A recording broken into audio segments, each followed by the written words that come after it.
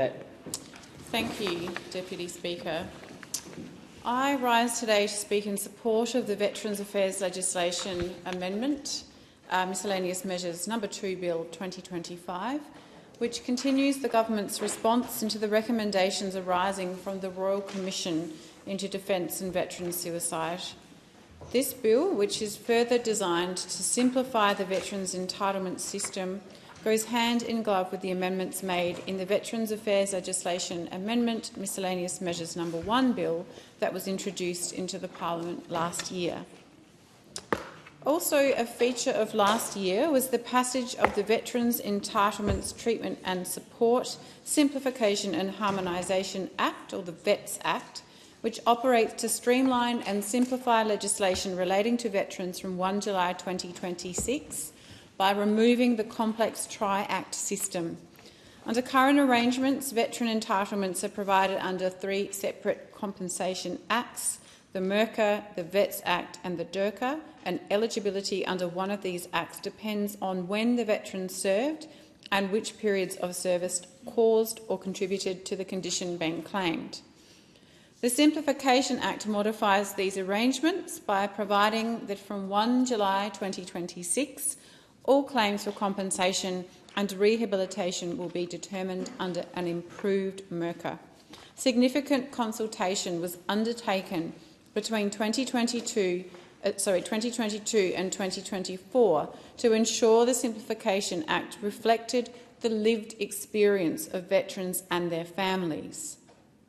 The amendments made in this bill will implement certain aspects of the policy intention that was developed under that consultation. Pursuant to the VETS Act, from 1 July 2026, all veterans' rehabilitation and compensation claims will be dealt with under a single piece of legislation, not 3, which is known as the MERCA, or the Recrafted Military Rehabilitation and Compensation Act of 2004. So to ensure that that date can be met, a number of technical amendments to the VETS Act is required, and that is what the bill before us does. So in essence, it supports the effective implementation and effective governance. What it doesn't do is change the intended operational effect of the VETS Act. So in terms of the other operational effects of this bill, it also amends recovery provisions so that amounts already paid under the VETS Act from any Military Rehabilitation and Compensation Act arrears payable to a dependent for the equivalent benefits for the same period can be subtracted. In addition, it clarifies the circumstances under which a partner may receive additional lump sum compensation for service-related death claimed on or after 1 July 2026, and ensures that this amount is available in respect of all service-related deaths on or after this date. Further, with respect to funeral compensation amounts already payable under the MERCA, the bill sets out that the higher rate is available to anyone who meets the eligibility criteria, even if they also fall within the criteria for a lower amount. Veterans who meet the criteria for additional disablement amounts or special rate disability pension do not need to meet additional criteria to enable their eligible children to access education assistance through the Military Rehabilitation and Compensation Act Education and Training Scheme.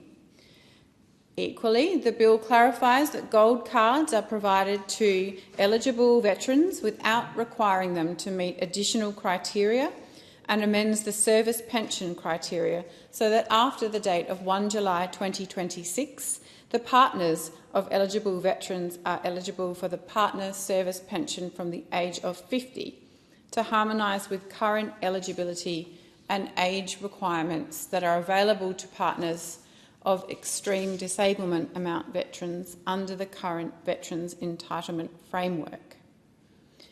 Importantly, the bill will also make amendments to continue to exclude the Victoria Cross Allowance and Decoration Allowance from income test arrangements, and clarify that there is coverage for conditions resulting from the unintended consequences of treatment provided or paid for by Defence during service or later by the DVA. Lastly, the bill makes amendments to ensure existing access to non-liability healthcare arrangements for serving members are maintained through the transfer from the Veterans Entitlements Act to the MRCA. These technical amendments that have been outlined are being implemented to ensure that all of the legislative requirements are in place so that the shift from the Tri-Act system to just the one Act can be done smoothly. It is so important to get this right. So although the amendments are minor and seem technical in nature, they are critical to facilitating an understanding of entitlements by veterans and their families, and critical to facilitating faster claim processing times.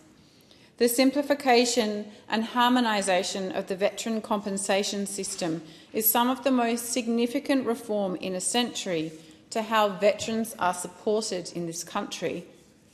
The changes will enable veterans and their families to get the support they need and deserve when they need it.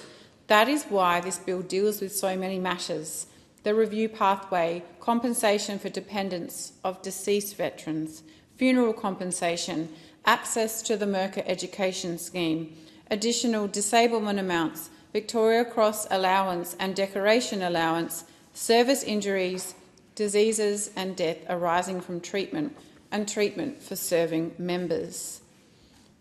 It is so broad-reaching because we respect and are deeply grateful for the service, courage and dedication shown by active service personnel and veterans, all for the people of this great country. Often when people finish service, they do require care and support, but they also have a lot of life left to live, a lot of diverse contributions to make to their community. So we need a system that is fair, accessible and easy to use, so that veterans can live life and contribute to the community, and so that active service personnel can access the support they need to enable them to do their critical work effectively. And we know that there are thousands of active service personnel and veterans making incredible contributions to society.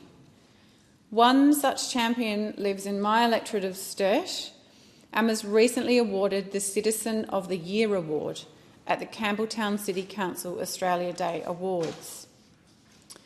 I first met Jordan Box, a corporal in the Australian Air Force Cadets, and his beautiful OPK9 dog Sally in 2025.